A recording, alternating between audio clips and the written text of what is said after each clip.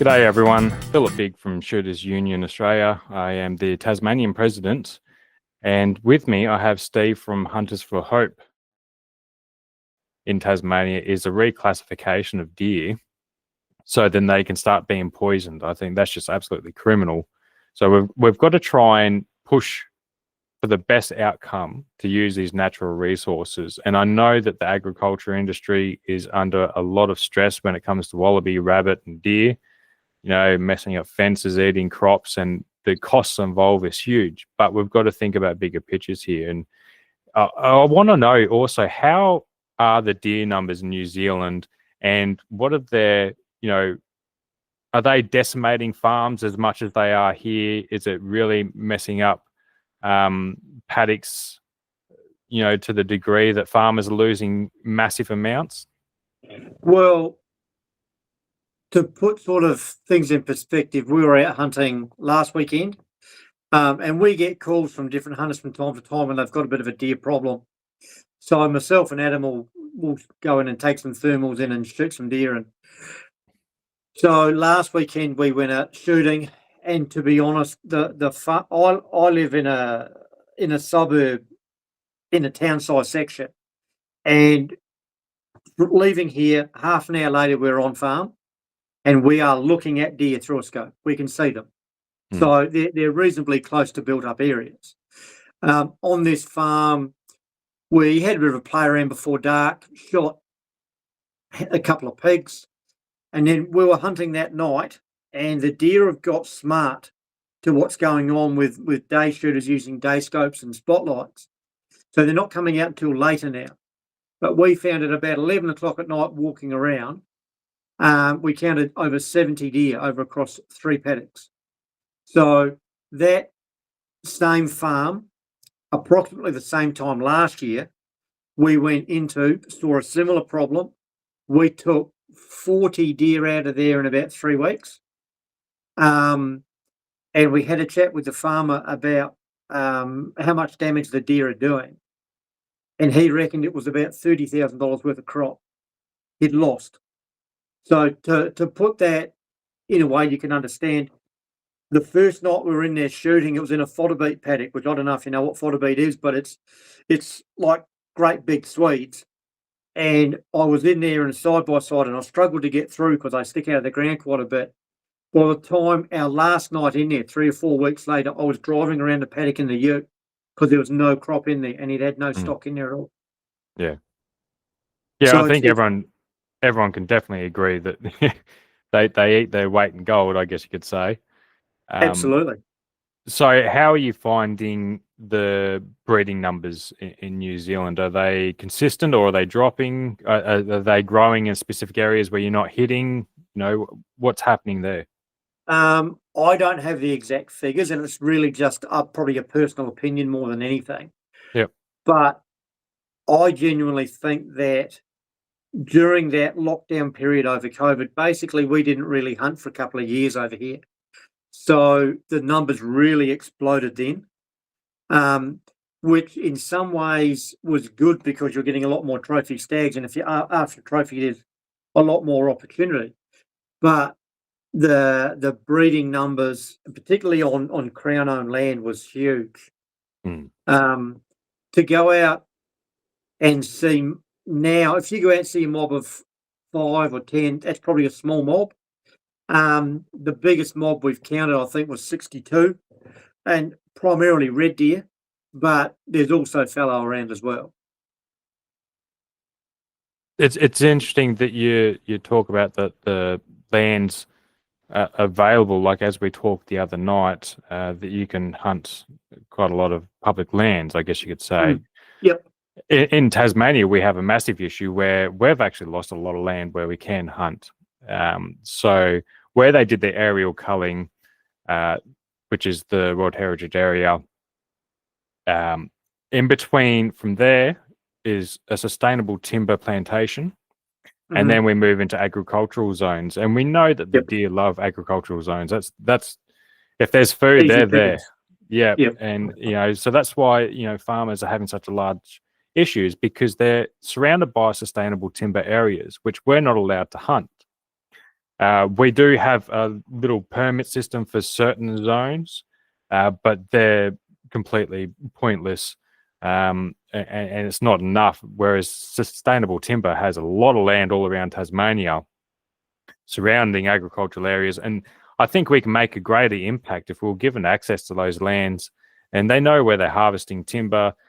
And if you know that they're going to be harvesting in that year in that area, well, you shut it off, don't you?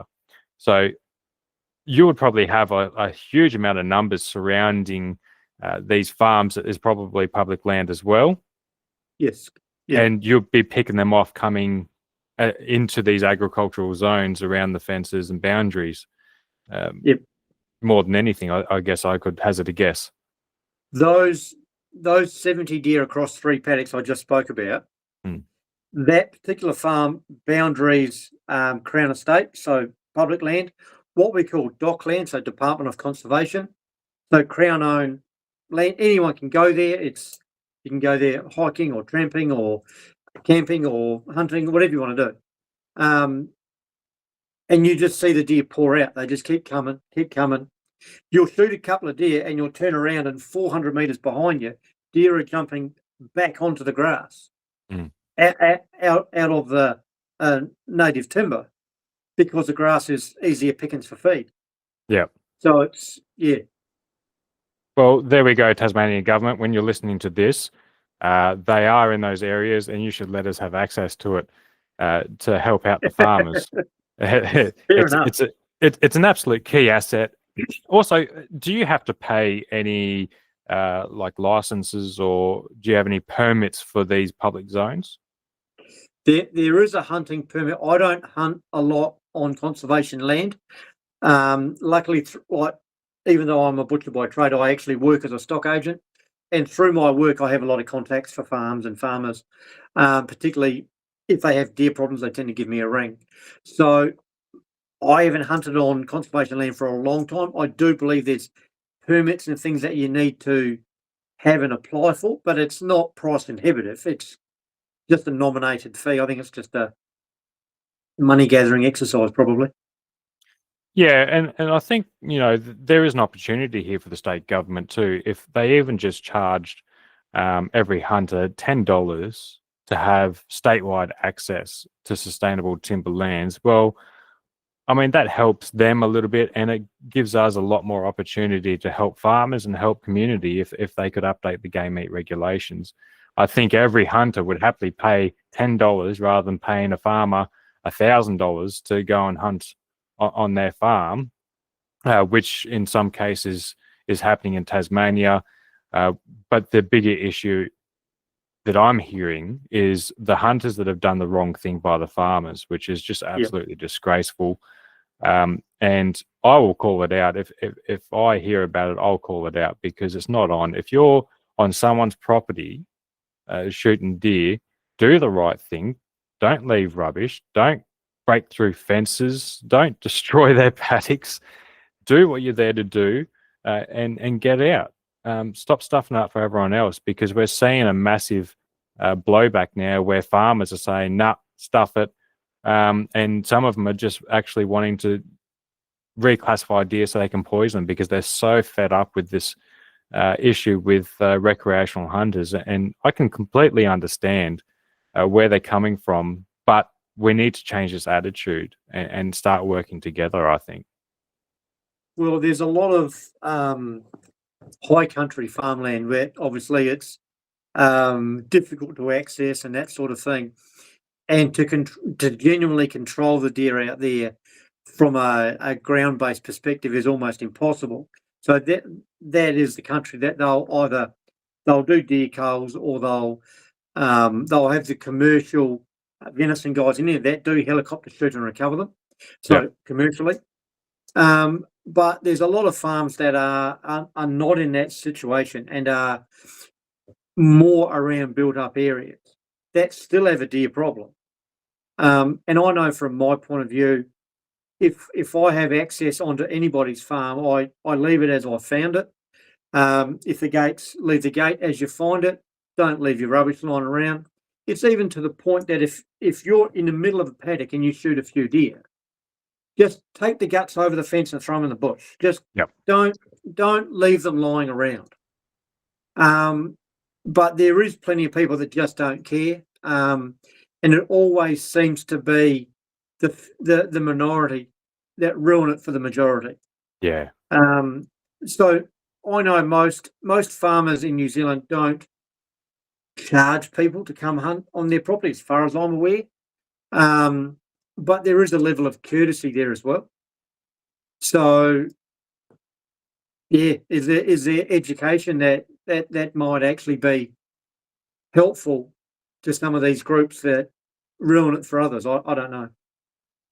As times have gone on in Tasmania in the recent years, there has been an increase in poaching levels. Yep. And not even just deer. There's been some horrific stories come out in the news in Tasmania where, cows have been shot, sheep have been shot, just ridiculous things happening, and it shouldn't even happen. And then there was also a very significant one where there was, I think, an albino deer shot. It was a pet. It was someone's pet, family pet, and these people come along and shot it and took its head. Wow. Absolutely disgraceful, and we as hunters should be calling that out every day of the week. And I feel for that family. It doesn't matter what the animal is. Your pet is, it's like your man's best friend, whether it's a dog or a cat or a deer. That's just absolutely disgraceful, and I can't believe it happened. But these are the things that are happening because primarily access to lands has been, disappearing. It's getting harder to get onto farms because of wrongdoings. I think we need someone to bring everyone together and say, okay, look, we need to hit the reset button and change this attitude. We need the government to come in and talk with everyone involved, set up a few little group meetings, all around the state in the regional communities and saying, look, this is what we want to do, and work with us and get there. And hopefully they're actually starting to recognize this. I have heard internal chatter that, they're actually recognizing our calls a little bit. And I'm hoping that having you on today will push even further. But moving on from that, one thing you talk about is farms that are closer to built-up areas. Yep. Now, one massive issue with shooting closer to built-up areas is noise when you're shooting, obviously. So we're going to talk about suppressors here because in Australia, you need an exemption to hold a suppressor. I know that in some states of Australia that people are starting to receive suppressors even for recreational hunting, which is great because we're talking about personal protective equipment. We're talking about our hearing, our safety. But then there's the case in New Zealand where you have those built up city zones where farms might be. Do you find that the suppressors are essential in those situations? They're not essential, but they're bloody helpful. Yep. So it's irregardless of my own hearing. There's, if I am, the beauty of the suppressor is that I can shoot a deer in this gully, walk over a ridge and a deer is still in the next gully. Particularly, or primarily, I basically use a 223. It's an old 5.56. Also because that's quieter, and you suppress that and you can hardly hear it. So it is good for my hearing, but I suppose too for farmers or other people around locally. Then it's not going to intrude on their privacy, but it really just increases the number of deer I can shoot because they can't hear it, don't know where the noise is coming from, and increases your odds. Certainly when you're asked to go on a property by a farmer who has a deer problem. Yeah, absolutely. I guess it's kind of important there to point out that we're not talking about Hollywood style suppressors that go, "Huh," like there's nothing there. There's still No, a bit involved, and you can still hear that kind of bit of echo, but it's not like a massive boom. no. I not that I've measured it, but I'd say the 223 that I shoot suppressed is probably, I would argue, is less noise than a 22. When it's just full open. Yeah, yeah. Yeah. There is calibers that you can get that are subsonic rounds, and you suppress them, and they are very quiet. But then you've got all the ballistic issues and trajectory issues, and I just use the 223, and it seems to work for me.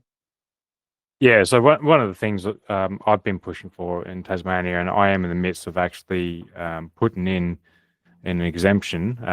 More news will be coming out about that very soon. But for recreational hunters and large bore rifles, not even including 22s with suppressors, but just general large bore rifles, they are still audible, but they are increasing our safety and situational awareness, and I think that's really important.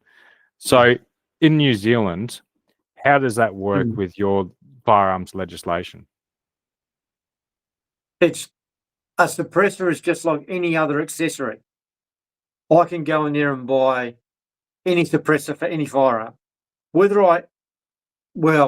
The suppressor's fitted to a thread on your barrel, so it depends on the size of the thread. Yeah. But and they are specialised to different capacity calibers. I could walk in there and buy 50 suppressors of any type of suitable for any type of rifle with no dramas, no problems. So there's obviously no public safety concern around having suppressors.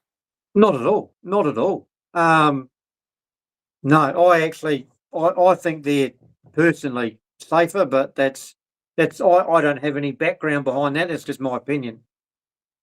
Yeah, no, absolutely. I think, especially for us recreational hunters, I have a 300 WSM. Mhm. Now, if you're hunting in the woods, and you shoot next to a giant log or Yeah. something that's really close to you, that goes right through you. Yep. And being able to have a suppressor and drop that noise by 30 decibels makes it a fair bit more tolerable. And for a lot of Yep. people who don't understand, sound doubles every 3 decibels, right? So a gunshot going off 190 decibels, you're dropping that down to 160, 150. On the base numbers, it doesn't look like much, but when it comes to actual sound, it's absolutely huge, and it does make a difference. And that's why we need to be able to have access to that, because if you're in the bush, you're not going to wear earmuffs all the time, and it's uncomfortable. Well, you can't. Yeah, it's not The other feasible. thing with a suppressor too, it reduces the recoil. Yep. So if you're looking to shoot a large number of deer, like if we get called to a farm, we'll shoot. I shoot a 223. Adam shoots a 7mm08. Both of them are suppressed. Both of them got thermal scopes on. We attach both of those rifles to our own tripods, and we'll just keep going. And with that suppressor, without that recoil, you can reload it faster. You can move that action, pretty quick. It gives you more time to be able to hit the next deer, I guess you could say, and try and be as ethical as you can be. 100%. So shooting with thermals at night, deer don't know you're there. They don't know where the noise is coming from. They can't work it out. So not only has you got a thermal, but you've also got it suppressed. So if you can be clever, and you've seen deer coming out of this forestry onto farmland, if you can walk around and get into the path that they want to go back, you'll just keep shooting until you run out of ammo or run out of deer. Yeah. And the deer problem is at that level that's what we need to do. So for us, if we come across a group of 15 or 20 deer, the idea is we're going to get as many as we can. Absolutely. I guess the other thing too, for for Tasmania is that we have such a massive wallaby issue too on the farms. And this is, we're talking about game meat regulations expanding further than just deer. We're talking about wallaby as well, because we can feed a hell of a lot of people with wallaby, and that's just going to more than double or triple the capacity of what we could actually donate. So do you have access to hunt anything else that you donate, or are you just focusing on deer? We do, and we hunt, like we shoot quite a few pigs. We do actually have wallabies over here, lucky us, but they're not local to where I am, so I don't shoot too many. I know a lot of guys do, and there's quite large numbers of wallabies shot over here. Mainly red deer, fallow deer, and wild pigs. That's basically it. But the pigs over here, most pigs that we shoot, we eat. If we don't eat it ourselves, we don't donate it as part of Hunters for Hope. But if Adam and I go out for a shot and we see a couple of nice 100-pound sows, they'll do. And there's nothing wrong with a bit of roast wild pork or a bit of wild pork bacon. And if we don't need it, we've got guys, volunteers that help us, and we'll let the guys know. Go to the Chiller Boys. There's 3 or 4 pigs hanging up in there. Help yourselves. And it all gets used. No, that's still advantageous at the end of the day, isn't it? Oh, we've got rid of a pest. Yeah, that's exactly right. So where do you see Hunters for Hope in the future, from 1 year to 5 years from now?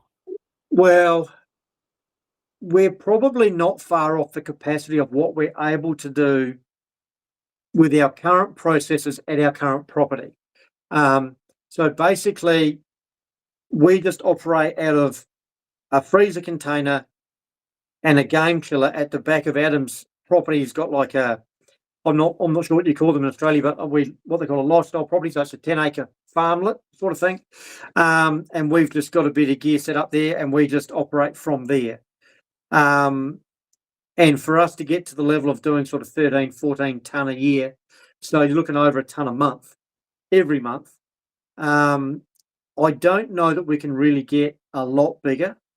And the concern that we also have is, if we do want to go bigger, then we sort of need to go semi-commercial property.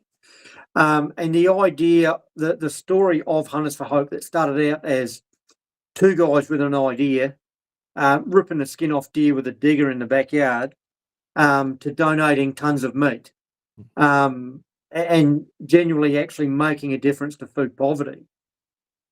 It's a pretty cool story.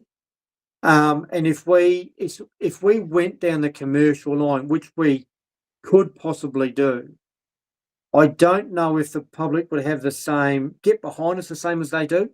Yeah. Because they like the story of a couple of guys just giving it a crack. I'm going to have to put my phone on charge, so I'm going to have to pause for a second.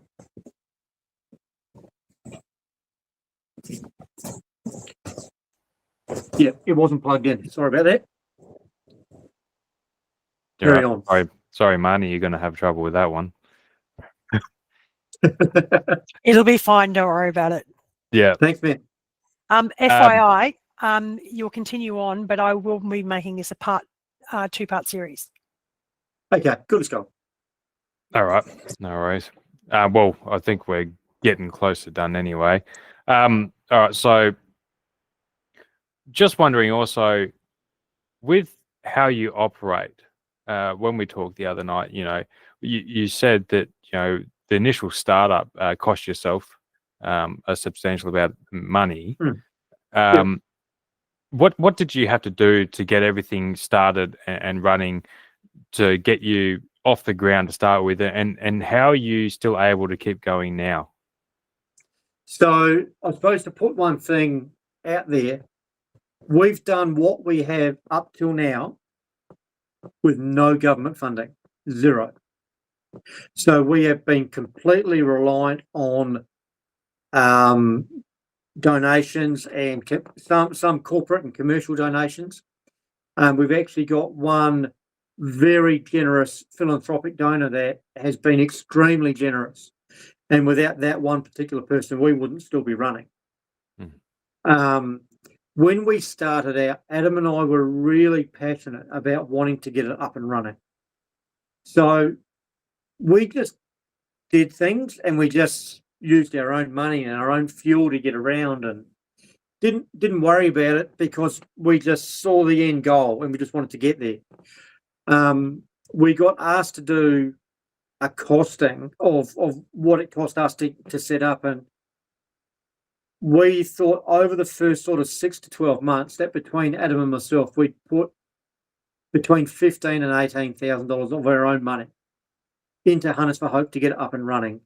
So that included making modifications to the chiller so that we could get that going, buying a commercial mincer so we could get that going, actually getting in our own vehicles and going to some of these high fence hunting operations that were donating us venison, going there to pick it up, using our own vehicles to deliver the venison, and all that sort of thing. And we didn't really take a close look at it until we got asked to sit back and add it all up.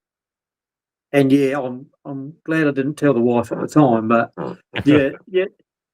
I think to actually do something like what Hunters for Hope is doing and what we're going to continue to do, it needs people behind it that genuinely believe it can happen and genuinely want to make it happen.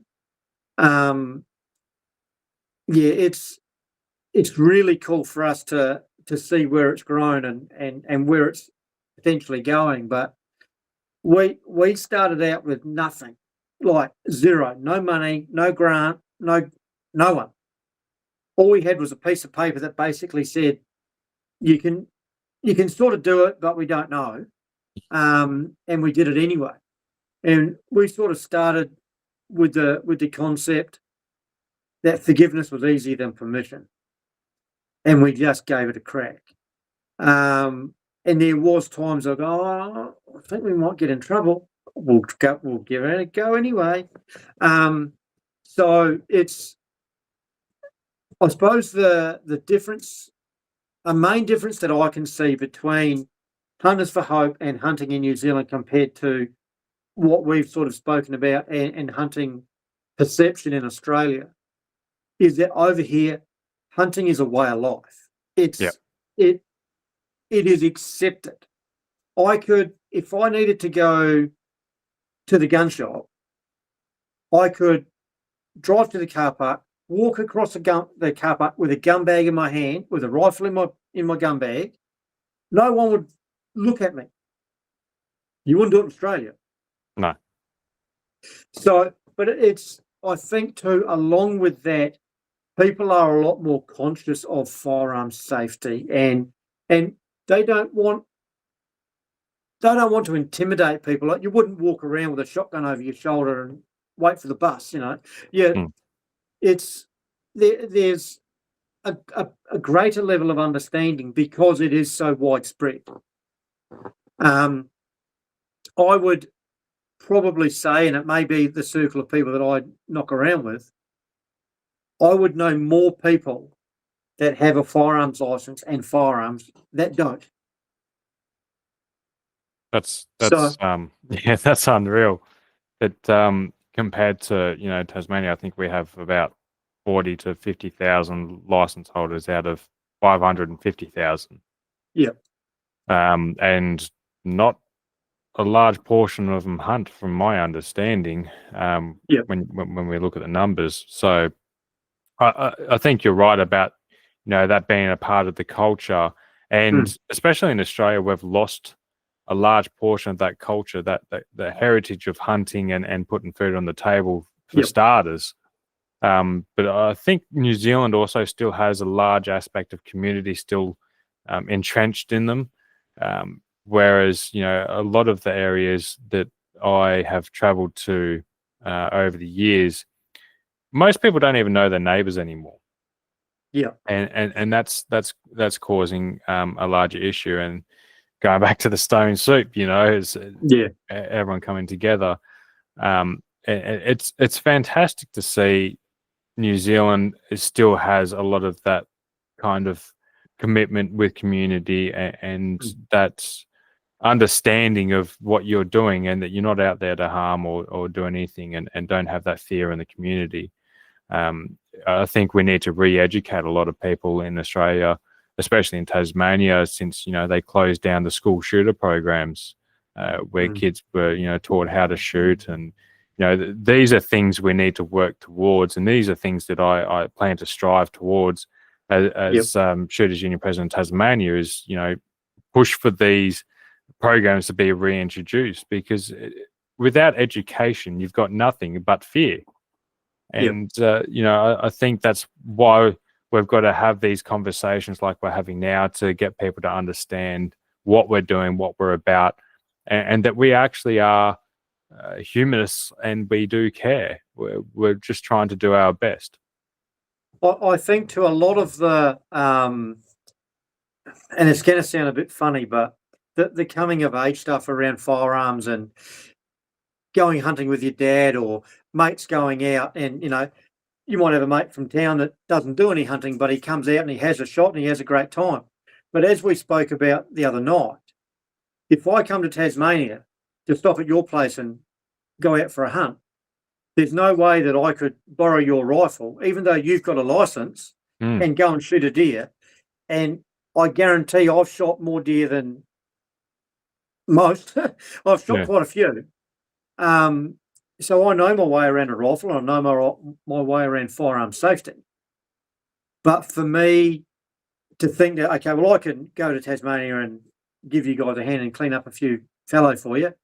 No, you can't, because you're not allowed to use a firearm. Your license is not recognised.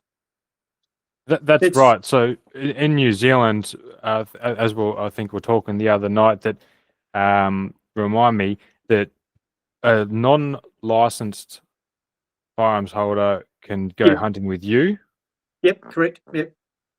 Yep. Okay. So for those who don't know, go on, explain. So if I had a mate come visit me, and I was planning on going hunting, just to put a situation out there, he doesn't have a firearms license, but he's keen to come. Oh, cool. Come along for a walk. And if I'm happy that he's being safe and realistic and everything else, and under my direct supervision, he could use my firearm and shoot at a target or at an animal or whatever under my direct supervision. The main rule that I understand, and I could be slightly wrong, is that in that situation, if you've got a non-licensed holder using a firearm, that there can be only one firearm present between the two people. Which is fair. It'll be different at a range and things like that, but so what about with youth? So if you want to take your son who's 13 years old, is that the same thing? Absolutely. There's no rules. Well, not there's no rules, but there's no limitations. As long as there is one license holder there, one firearm there, and the person using it, if they are a non-license holder, they are under direct supervision. I could take a 4-year-old hunting and do that. You wouldn't do it because it's irresponsible. Yeah. But there's nothing that says I can't. So that's absolutely incredible when you think that we're only an ocean away. In Tasmania, for under the age of, I think, 17, you can have a permit to only do sport shooting until such time. I think they can do it at 16. They can do a firearms license course, and then they can go hunting in supervised conditions, but they still need to have a license. Hunters in Tasmania, for those even on mainland Australia who don't know about our firearms laws, we're not recognised in our Firearms Act at all. The only reference to hunters is a genuine reason in our Act. Even interstate hunters are not recognised in our Act, and that was showcased in January, where the Commissioner had to sign a new blanket exemption to allow interstate hunters into Tasmania. But then there's also international hunters, and we're talking about economics here as well. International hunters are a big no-no, and I've talked about this quite a few times, where there have been people in Tasmania tried to set up hunting businesses and applied for the exemption to allow international hunters to come to Tasmania, and the commissioner said no because they cite public safety. Meanwhile, New Zealand has mass amounts of international hunters coming in and shooting trophy bucks and or even just going for general hunts. It's absolutely mind-blowing. And, you know, if the commissioner in Tasmania wants to cite public safety, well, all you've got to do is look over to New Zealand and go, what's happened there? Nothing. So what's the concern? As far as I'm aware, there has never been an international hunter involved in a shooting incident in New Zealand, to the best of my knowledge.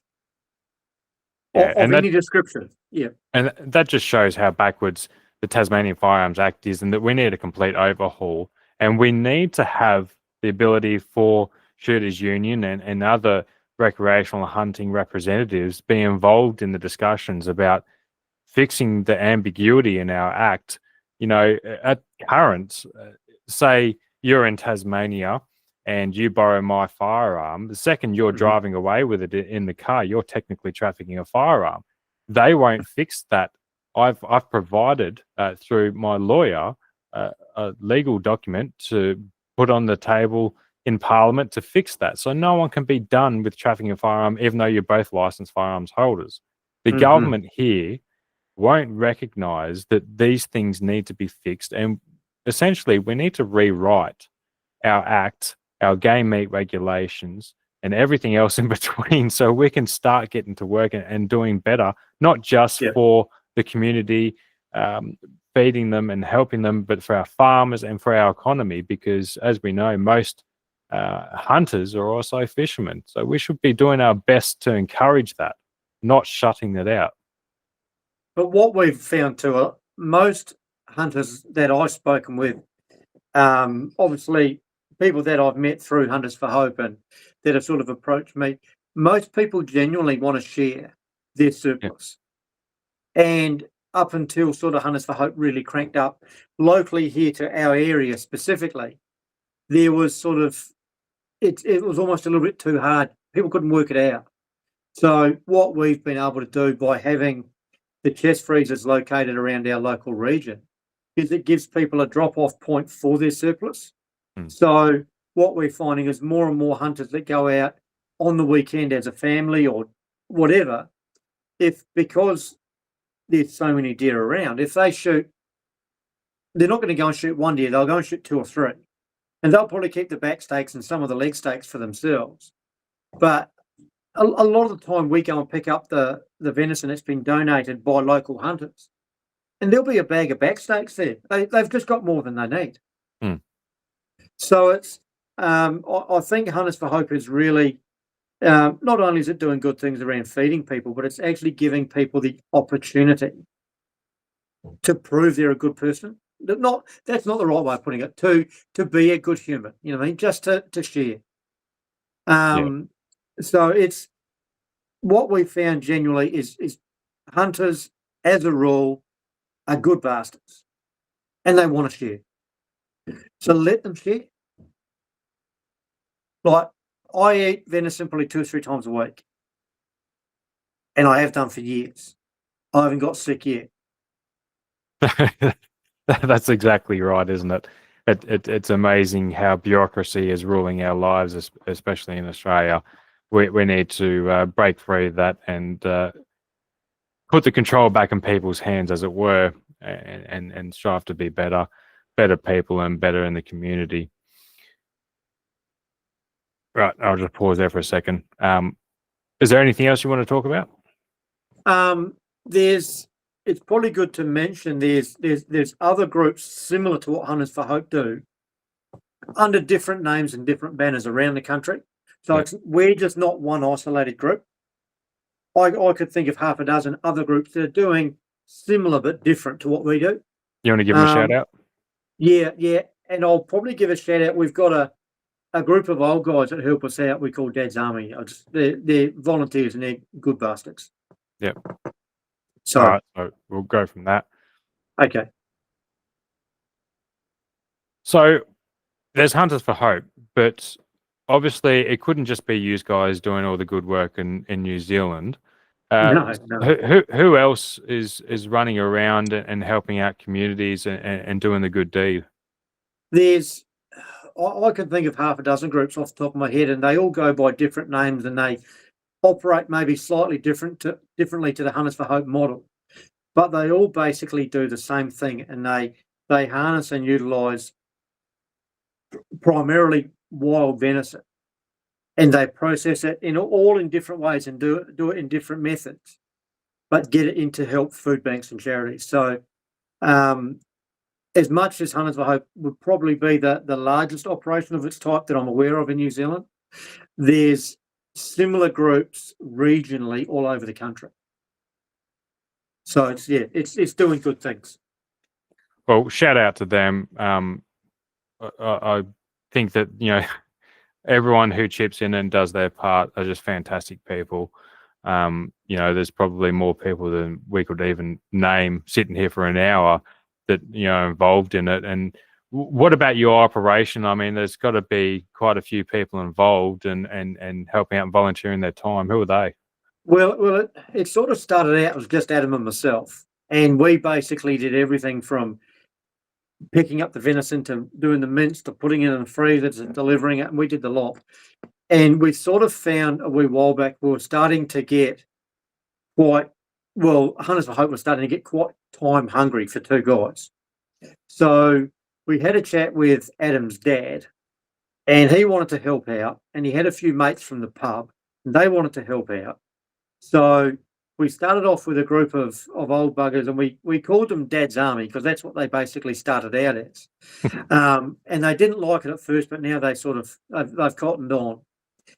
And from those early days of a few of Hans, who's Adam's dad, a few of Hans's mates from the pub, it's grown to probably a group of 15 or 20 guys now. And they work it out amongst themselves with jobs that need to be done, and mincing needs to get done and everything else. And we honestly couldn't do the amount that we do, the volume we do as regularly as we do without them. They take a lot of the day-to-day grunt work and just run with it. So primarily the way things have gone is Adam and I are probably more on the admin and organising and doing this sort of thing. But day-to-day, sorting out the mince and running it through and all the rest of it, Dad's Army basically do a majority of it. So we're very thankful to that group of old bastards. Now, if anyone in New Zealand is listening to this part of our conversation, I would hope that one of you out there are an embroidery or uniform specialist. I think you should come up with a logo and create some uniforms for Dad's Army and let them wear it with pride around town, because they're doing awesome stuff and they should be recognised for it. That's absolutely fantastic. Dad's Army. They are certainly appreciated. They're a good bunch of buggers, yes. Yeah, no, I think someone surely could be able to organise something and get Dad's Army uniforms going, and I think that'd be awesome to see. I hope it does happen. I look forward to seeing it on Facebook as well if it does. Yeah, that'd be we're fantastic. open to options. Yeah, and I mean, it gets the message out there too. Hunters for Hope and everyone else. Those older guys, and absolutely no disrespect to them at all, a lot of these guys are older, and not all of them have good health. Some of them are actually quite unwell personally, but they'll come and they'll help. And some guys will give an hour or two and then need to go home and have a nap or whatever they do. And other guys will just box on all day. But between them, they get it done, and it's a bloody good team environment. I'll go around when they're actually running the mince through and getting it prepared before we drop it off. And they are absolutely tearing strips off each other. And it's great to see, because these old guys are actually out helping, making a genuine difference, giving them a reason to actually get out and do something. I sort of worry at the older generation, as they sort of finish work and do things, they lose a bit of direction and as though they feel as though they lose a bit of meaning in things.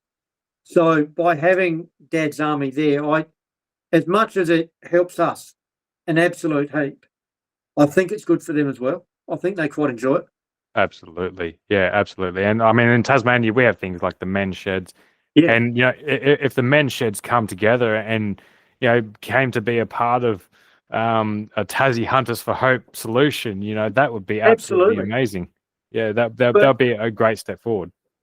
well, why not? It might be that they've got twice as many volunteers as you need, but they're going to work half as fast as what you think they're going to work. Hmm. So between them all, they get the job done. At the end of the day, I don't think it really matters.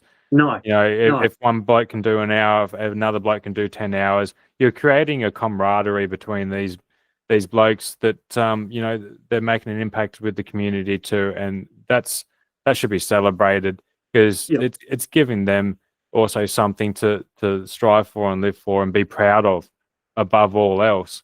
And yeah, what you're doing, the effects go far wider than just donating meat, as I've said, and to bring a dad's army together.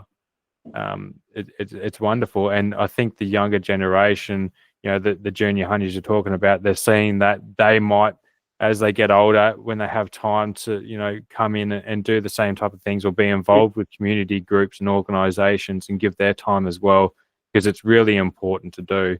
And I just hope that more people recognize that. yeah. I know with when we do the big hunting competition, we have large volumes of deer, and which you can probably go back through our Facebook and see videos and all the rest of it. Dad's army come and help on those processing days, and the old boys will come up to me after 2 or 3 hours and go, "Look, Steve, I've got to go home. I'm buggered." And I 100% I make a point of stopping what I'm doing, look them in the eye and shake their hand and say thank you. Hmm. And they go, "Oh, we've only been here for an hour or two." I said, "Look, mate, whatever you've done and as much as you've done is an hour or two that I don't have to do it. Thank you. It's appreciated." And I think the old boys appreciate a genuine handshake and a look in the eye and say thanks. And I think they enjoy it. I do. I think having something that brings you joy and gives you a purpose, it makes Dad's army a little bit healthier in life too. Because otherwise, what are they going to do? And quite often I see older hunters in Tasmania that I work in a lot of people's houses. I've been in thousands and thousands of houses, and I come across old hunters who can't hunt anymore, but Yep. that they could be involved with processes like this and talk about the old hunting days and still have some involvement. I think it's amazing stuff, and shout out to Dad's Army. That's good on them. And if you're there for half an hour, if you're there for 3 hours, who cares? You're still there. You're making an impact. Bang on, bang on. So I think on that note, we might wrap this up. And thank you for spending your time to be here and even chat the other night that led to this conversation. Now, Not a problem. it means a lot. And for you in New Zealand who are contributing, congratulations. Hold your head up very high. You're doing awesome stuff. For those listening in Australia, it's time for us to do better. Essentially, we should be pushing for this. We need to throw our hands in the air and say, come on, let's get something happening. We need to end the bureaucracy. We need to end the attacks on law-abiding firearms owners and come together and say, we want to do better. Let us be a part of it. So that's it from myself, Shooters Union, and Hunters for Hope. Take care, everybody. Thank you, Phillip. Thank you for the invitation.